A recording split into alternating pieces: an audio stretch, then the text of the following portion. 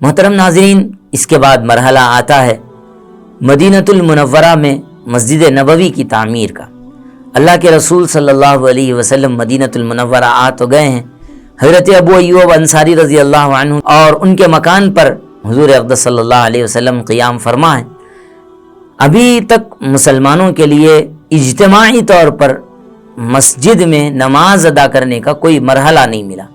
کوئی مقام نہیں ملا، تو اللہ کے رسول صلی اللہ علیہ وسلم نے سب سے پہلے مدینۃ المنورہ میں مسجد نبوی کی تعمیر کے لیے آپ نے کوششیں فرمائیں اور اس مقام کو تلاش کیا جہاں پہ لوگ نمازیں پڑھ رہے تھے۔ اللہ کے رسول صلی اللہ علیہ وسلم نے پوچھا یہ کس کی زمین ہے؟ تو فرمایا کہ یہ دو یتیم بچوں کی زمین ہے، ان کے والد رافع ہیں، رافع ابن عمیر ہیں، اور یہ دو یتیم بچوں کی زمین ہے جن کا نام سہل اور سہیل ہے۔ یہ حضرت اسعد ابن ابی زرارہ رضی اللہ تعالی عنہ یا سعد ابن زرارہ رضی اللہ تعالی عنہ کی کفالت میں رہتے ہیں۔ یہ دو بچوں کی زمین ہے۔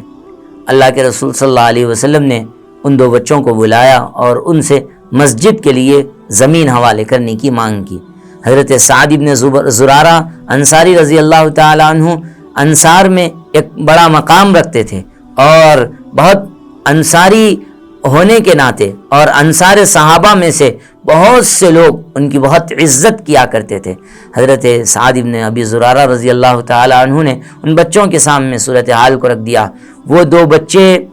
بغیر کسی شکن کے، بغیر کسی پریشانی کے اللہ کے نبی صلی اللہ علیہ وسلم کے وہ زمین حوالے کر دی۔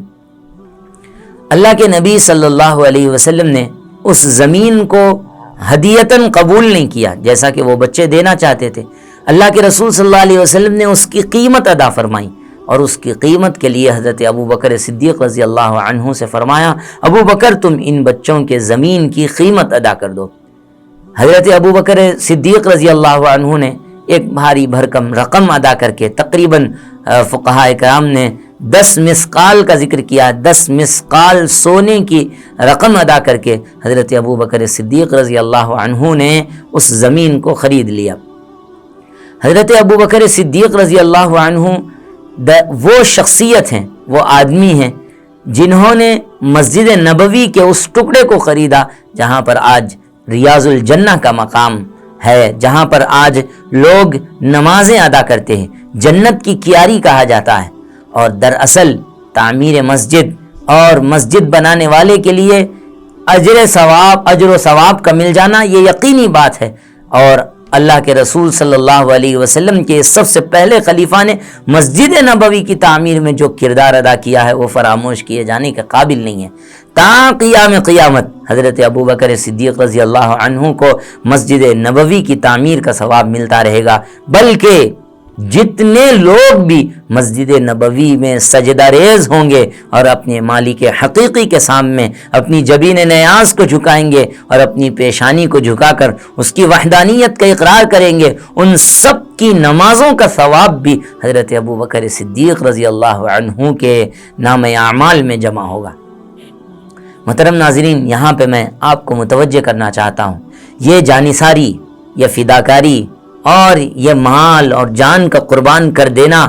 حضرت ابو بکر صدیق رضی اللہ عنہ سے سیکھیے۔ ہجرت کے موقع پر جان قربان کر دی، مال وہاں پہ بھی قربان کیا، مسجد نبوی کی تعمیر کے موقع پر پھر ایک اور مرتبہ اللہ کے نبی صلی اللہ علیہ وسلم پر مال نچھاور کر دیا اور صرف ایک اشارے پر ایک بھاری رقم اللہ کے نبی کے حوالے کر کے مسجد نبوی کو خرید لیا۔ حضرت ابو بکر صدیق رضی اللہ عنہ مسجد نبوی کی تعمیر میں شریک رہے، خود اللہ کے رسول صلی اللہ علیہ وسلم بھی مسجد نبوی کی تعمیر میں شریک رہے، اور مسجد نبوی کو تمام صحابہ کرام نے مل کر تعمیر کیا، اور اس کے جو مبانی ہیں، جو اس مسجد کی زمین کے خریدار ہیں، اس کا نام اگر آپ تاریخ میں دیکھنا چاہیں گے تو حضرت ابو بکر صدیق رضی اللہ عنہ ہے۔ محترم ناظرین، اس کے بعد مرحلہ آتا ہے حضرت ابو بکر صدیق رضی اللہ عنہ اور ان کے گھر والے جو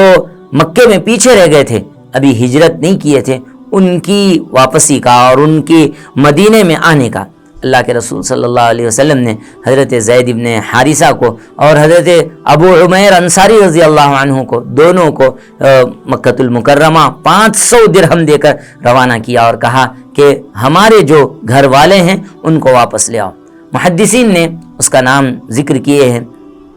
فرمایا کہ اس قافلے میں جو حضرت زید ابن حارثہ کو جو بھیجا گیا تھا مکے میں اللہ کے رسول صلی اللہ علیہ وسلم کے رشتہ داروں کو لانے کے لیے، اس قافلے میں اللہ کے رسول صلی اللہ علیہ وسلم کی 2 صاحبزادیاں حضرت ام کلثوم اور حضرت سیدہ فاطمہ الزہرا رضی اللہ تعالی عنہا تھی۔ اس کے علاوہ آپ کی اہلیہ حضرت سودا بنت زمعہ رضی اللہ تعالی عنہا بھی تھی۔ حضرت ابو بکر صدیق رضی اللہ عنہ کی اہلیہ اور ان کے بیٹے عبداللہ اور ان کی 2 بیٹیاں حضرت اسماء بنت ابو بکر اور حضرت عائشہ صدیقہ بنت ابو بکر رضی اللہ تعالی عنہ، یہ بھی اس قافلے میں تھی۔ صرف یہی نہیں بلکہ حضرت زید ابن حارثہ رضی اللہ تعالی